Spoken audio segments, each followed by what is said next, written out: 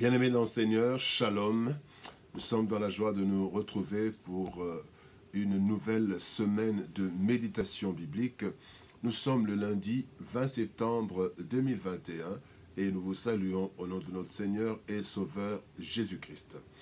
Nous allons lire un texte dans l'évangile de Jésus-Christ selon l'apôtre Jean, chapitre 15, verset 4. Jean 15, 4. Nous lirons dans deux versions, la version Louis II et la version Bible du Semeur. Voici ce que déclarent les Écritures. Demeurez en moi et je demeurerai en vous. Comme le sarment ne peut de lui-même porter du fruit s'il ne demeure attaché au cep, ainsi vous ne le pouvez non plus si vous ne demeurez en moi. Louis II. Maintenant, écoutons la version Bible du Semeur. Demeurez en moi, et moi je demeurerai en vous. Un sarment ne saurait porter du fruit tout seul, sans demeurer attaché au cep. Il en est de même pour vous, si vous ne demeurez pas en moi. Vous ne pouvez porter aucun fruit. Jésus, notre cep. Jésus, notre cep. Bien-aimés dans le Seigneur, le monde est en péril. Et il se trouve aussi, ce monde, il est pour nous un lieu périlleux. Pour tous ses habitants et particulièrement pour les chrétiens, qui sont combattus sous des formes diverses, étant dans le monde sans être du monde. Jean 17. La description du temps de la fin dans 2 Timothée 3, ainsi que l'avertissement du Christ aux disciples bien-aimés, en dit long. Dans Matthieu chapitre 10, verset 16, Christ dit à ses disciples, « Voici, je vous envoie comme des brebis au milieu des loups. Soyez donc prudents comme des serpents et simples comme les colombes. » Et alors, comment vivre dans un tel environnement et porter du fruit selon le commandement du Christ dans Jean 15? Il n'y a qu'une solution. Demeurer en Christ, notre seul cep. Voilà ce que le texte du jour nous enseigne. Alors, comment porter du bon fruit dans un environnement aussi hostile? Première chose, premièrement, la Bible dit « Demeurez en moi ». C'est Christ qui dit. Donc, première chose, demeurer en Christ. Le terme « demeurer », bien-aimé, utilisé dans ce texte, revêt plusieurs significations dont les principales sont subsister, s'arrêter, prolonger, attendre, loger, persévérer. Demeurer en Christ n'est pas un ensemble de prières isolées et d'abstinence par intermittence. Non, il faut demeurer. Cela signifie s'arrêter. Ne pas continuer à marcher sur le chemin de la convoitise du monde. Cela signifie attendre, patienter et attendre les promesses de Dieu, étant logé, faisant de la présence de Dieu notre lieu permanent. Et aussi persévérer dans la vie de conformité à la volonté et à la parole de Dieu. C'est ça, demeurer.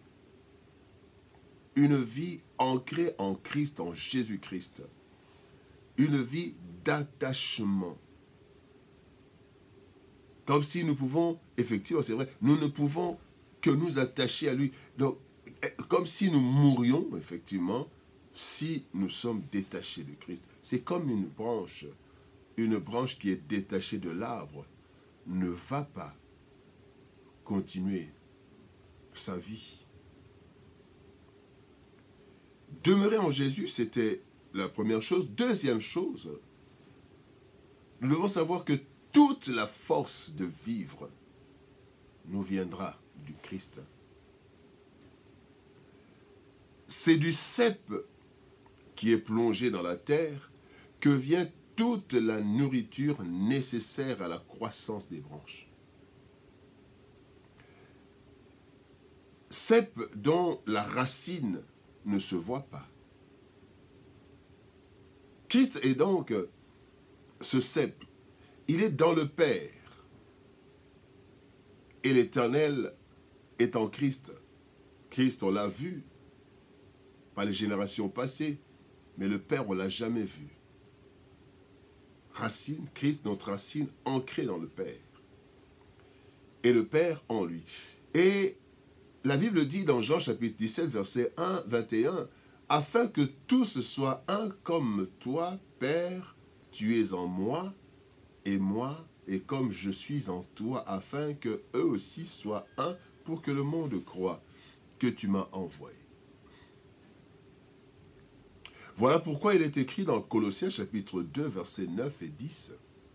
« Car en lui habite corporellement toute la plénitude de la divinité. Vous avez tout pleinement en lui, qui est le chef de toute domination et de toute autorité. Nous tirons tout ce dont nous avons besoin pour notre vie en Jésus-Christ. En Jésus-Christ. Voilà pourquoi nous devons demeurer, parce que c'est là que nous allons puiser toute la force nécessaire. La troisième chose, bien aimé, c'est que nous devons tirer le meilleur de Christ. Toute la force se trouve en Christ. Mais encore faut-il que nous puissions tirer cette force. Il est communément dit, ceux qui s'assemblent se ressemblent. Et la Bible, bien-aimée, nous dit dans 2 Corinthiens 3, 18, « Nous tous qui, le visage découvert, contemplons comme dans un miroir la gloire du Seigneur, nous sommes transformés en la même image, de gloire en gloire, comme par le Seigneur l'Esprit. » Christ invite donc chacun de nous à puiser en lui tout ce qui est nécessaire pour vivre. Et cela, nous le faisons dans la prière, dans la consécration à Dieu, dans la méditation de la parole. Nous tirons la parole, c'est Christ. Nous tirons le meilleur de Christ. Nous prenons ça aussi, nous puisons aussi dans l'effort de chercher Dieu avec un ardent désir, car il se laisse trouver par ceux qui le cherchent. Jésus-Christ, notre seul cep. Christ est cette nouvelle, cette source intarissable d'où nous tirons tout le nécessaire pour vivre en disciples, témoins et serviteurs. C'est en demeurant dans le Seigneur par une vie consacrée à travers la prière, la méditation, la discipline, que nous resterons attachés à Christ, le cep, et qui alors nous fera porter en fait de fruits pour la gloire de Dieu, ainsi que pour notre bénédiction éternelle. Christ est notre cep. Attachons-nous au cep pour porter du fruit, pour vivre selon Dieu. Que Dieu nous bénisse. Shalom, au revoir et à demain.